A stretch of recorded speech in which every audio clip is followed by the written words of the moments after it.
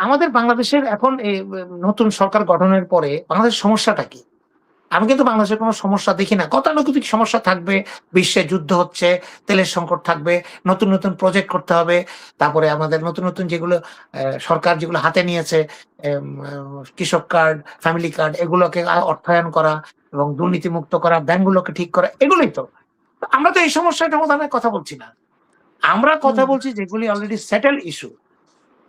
ওই হুম, অধ্যাদেশগুলো যেগুলো আমরা অলরেডি আগে ইউনূস সরকার করেছে ওগুলো আমরা স্ক্রুটিনি করে টুকটাক এদিক করে ওগুলো পাস করে দেব, দিলে ওগুলাকে লেজিটিমাইজ করব এবং জুলাই অধ্যাদেশটা নিয়ে কথা হচ্ছে, গণভোট নিয়ে কথা হচ্ছে। এগুলো তো আমি মনে করি সময়ের অপচয়। আমাকে সময় নষ্ট করা হচ্ছে। এগুলো নিয়ে হুম, আলোচনা করে তারা বিএনপি তো এগুলো সাইন করেছে, সিগনেটারি। হুম, তাদের কিছু, কিছু অবজারভেশন ছিল। সে এটা বলতে পারে যে আমি অবজারভেশন গুলো বাদ দিয়ে আমরা এটা করব। বা এটাকে আমরা আবার আলোচনা করব। ৬ মাস পরে আমরা এটা বলব। আপনি রাইট আউট আপনি বাতিল করে দিচ্ছেন কেন? তখন তো আপনি হুম, সমস্যার সৃষ্টি করছেন। আমরা সমস্যার সৃষ্টি করতে চাই না। We want to solve the problem. But instead আমরা নতুন, নতুন সমস্যার সৃষ্টি করছি। আমরা গত ২ মাসে ৫৬ দিন ৫৭ দিন আজকে সরকারের বয়স। যদি আমি সংসদের বয়স ১.৫ মাস ধরি, এই ১.৫ মাসে তো আপনি প্রতিটি মুহূর্ত, প্রতিটি ক্ষণ আমরা অযাচিত জিনিস নিয়ে সেটেল ইস্যু নিয়ে তর্ক করেছি। ওয়াক আউটও করেছি এটার জন্য। ওয়াক আউট রীতিনীতি এটা সংসদীয় রীতিনীতি, ওয়েস্টমিনিস্টার রীতিনীতি এটা হলো সভ্যতা, হুম, সভ্য রীতি। এটা ওয়াক আউট করে কিছুক্ষণ পরে ফিরে আসে। এটা প্রতিবাদের ভাষা। এটা কোনো এটা খারাপও না। এটা আবার করাটাও বেশি ইউজ করলে এটা আবার জিনিসটা আবার খেলো হয়ে যাবে। তাই আমি আশা করি বিএনপি এবং জামাত দুটোই জনই এখানে আমাদের কোনো সমস্যা নাই। সব আমরা হুম, গণতন্ত্রের পক্ষে। সব খালেদা জিয়াকে শ্রদ্ধা করে। সবাই বাংলাদেশকে হুম, ভালোবাসে। সবাই হুম, ফ্যাসিস্টের বিরোধী। তাহলে আমাদের সমস্যা নাই কোনো। আমরা সমস্যার সৃষ্টি করছি। আসেন যে সমস্যাগুলো আমাদেরকে সত্যি, সত্যি ফেস করতে হবে। দেশকে কিভাবে সামনের দিকে নিয়ে যাওয়া যায়, অন্যায়ের, অবিচারের, খুনের বিচার কিভাবে হবে, লুটেরাদের কিভাবে বিচার হবে, টাকাগুলো কিভাবে ফেরত আসবে, এসালামে কিভাবে বিচার হবে, আর যেন কোনোদিন এসালাম সৃষ্টি না হয়, এটা করেন তাহলে কিন্তু সমস্যার সমাধান হবে। আর এসালামকে যদি এখন মাফ করে দেন, ৩৫,০০০ কোটি টাকার ঋণ মওকুফ করে দেন এবং ইত্যাদি করেন তাহলে সমস্যা বাড়তেই থাকবে। এবং বিরোধী হুম, দল রাজপথে যাবে কিনা, রাজপথে গেলে কি এফেক্ট হবে, জনগণ রাজপথে নেমে আসবে কিনা এগুলো সময়ের ব্যাপার। আমি মনে হুম, করি বিএনপি সরকার, তারেক রহমান এগুলো বোঝেন এবং উনার এই ধরনের ওনাকে বোঝানোর মতো উনার পারিষদ আছে, উনার উপদেষ্টারা আছে। কিছু, কিছু উপদেষ্টা কি বুদ্ধি দিচ্ছে জানি না। বাট উনাকে এটা খুব ভালো অ্যাডভাইস নিয়ে বিএনপি যারা সারা জীবন করতো, জিয়া রহমানের সাথে ছিল, খালেদা জিয়ার সাথে ছিল, তাদেরকে নিয়ে উনাকে এই সিদ্ধান্তটা নিতে হবে। গতকাল উনি সেনানিবাসে সশস্ত্র বাহিনীর সদস্যদের উদ্দেশ্যে দরবার বলে এটাকে, উনি বক্তব্য দিয়েছেন। সময়োচিত বক্তব্য এবং কথাগুলো ভালো লেগেছে।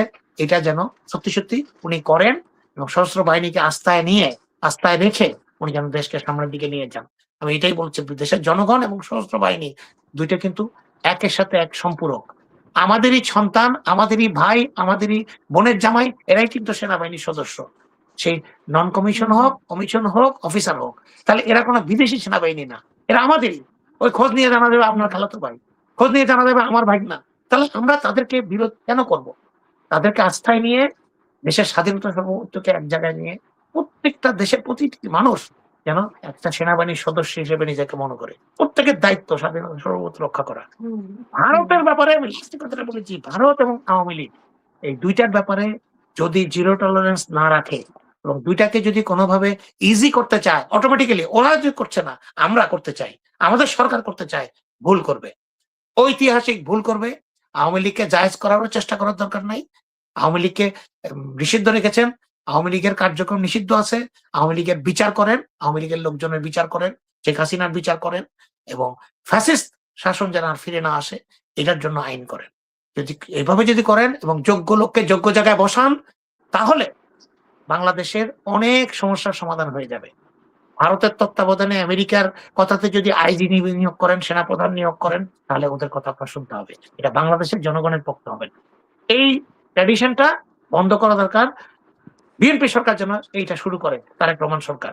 নতুন প্রজন্ম, নতুন সবকিছু আমাদের জেন জিরা এখন বোঝে, তাদের মতামত আছে, তারা সবকিছু এখন বলে, তারা মেজরিটি, তাদের কথাটা শুনে আমরা জেন জি। লাস্ট একটা কথা বলি এই প্রসঙ্গে, বিএনপি হুম, জামাতের সাথে বিরোধ করেছে দীর্ঘদিনের জোট মেনে নিলাম নির্বাচনের জন্য। কেন বাংলাদেশ জাতীয়তাবাদী দল বিএনপি নতুন প্রজন্ম যারা আছে যে এনসিপি করেছে বা সমন্বয়ক তাদেরকে ধারণ করতে পারলো না? কেন ধারণ করতে পারলাম না? তারা তো খালেদা জিয়াকে অত্যন্ত শ্রদ্ধা করে, বাংলাদেশ স্বাধীনতা সার্বভৌমত্ব বিশ্বাস করে। এখানে 4টা-5টা ছেলেকে তারা কেন আমরা আমাদের পক্ষ থেকে জিতিয়ে আনতে পারলাম না? কেন? নুরুকে আমরা জিতিয়ে আনিনি, ববি আজাদকে জিতিয়ে আনিনি, জোনায়েদ সাকিকে জিতিয়ে আনিনি।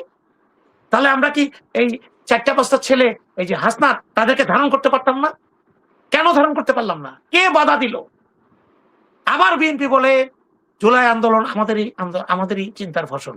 তারেক রহমান, কেউ কেউ বলে তারেক রহমান মাস্টার মাইন্ড। তাহলে আপনি একদিক দিয়ে মাস্টার মাইন্ড বলছেন, আর একদিক দিয়ে তাদেরকে ঠেলে দিয়েছেন, জামাত তাদেরকে জিতিয়ে আনলো, আমরা জিতিয়ে আনতে পারলাম না।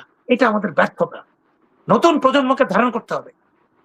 আমাদের ছাত্র দলের যারা আছে তারাও, এবং যারা সব মিলিয়ে বাংলাদেশের সব তরুণ যেন বিএনপির পতাকা তলে আসে, এটার জন্য ব্যবস্থা করতে হবে। আমি তাদেরকে দূরে ছেড়ে দিয়েছি, সুযোগ ছিল তাদেরকে নিয়ে আসার। এই নুরু ফুরু এগুলো ক্রিমিনাল গুলোকে না এনে এদের কেন উচিত ছিল? এরা নতুন প্রজন্মকে ইয়ে করে, রিপ্রেজেন্ট করে। এদের কোনো ইসরায়েলের সাথে সম্পর্কের কোনো বিতর্ক নাই। তাই আমাদের উচিত, এখনো সময় আছে, জামাতে ইসলামী, এনসিপি, বিএনপি তিনটা ঐক্যবদ্ধভাবে জাতীয় প্রশ্নে ঐক্য নিয়ে জাতীয় ঐক্যমত্যের মাধ্যমে সরকার পরিচালনা, দেশ পরিচালনা করা। আমরা ক্ষমতায় আছি, তারেক রহমান বলেছেন আমরা ক্ষমতায় আছি, কথা বলতে রাজি না, উনি পছন্দ করেন এটা। উনি বলে আমরা দায়িত্বে আছি, জনগণ আমাদেরকে দায়িত্ব দিয়েছেন। এই কথাগুলো মুখে বলে মনে মনে বিশ্বাস করতে হবে এবং কাজে পরিণত করতে হবে। আমি আশা করবো তারেক রহমান জানেন এগুলো, এবং ওনাকে আমরা, ওনার হাতকে শক্তিশালী করব, আমরা ওনাকে দুর্বল করব না। বিএনপি সরকারকে আমরা সমর্থন করব সবসময়, এবং তাদের যেন বেগম খালেদা জিয়ার নীতি, জিয়া রহমানের নীতি আদর্শ আমরা যেন বাস্তবায়ন করতে পারি, এই আশা নিয়ে আমি আপনাদের তুলে জানিয়েছি। ধন্যবাদ। অসংখ্য ধন্যবাদ।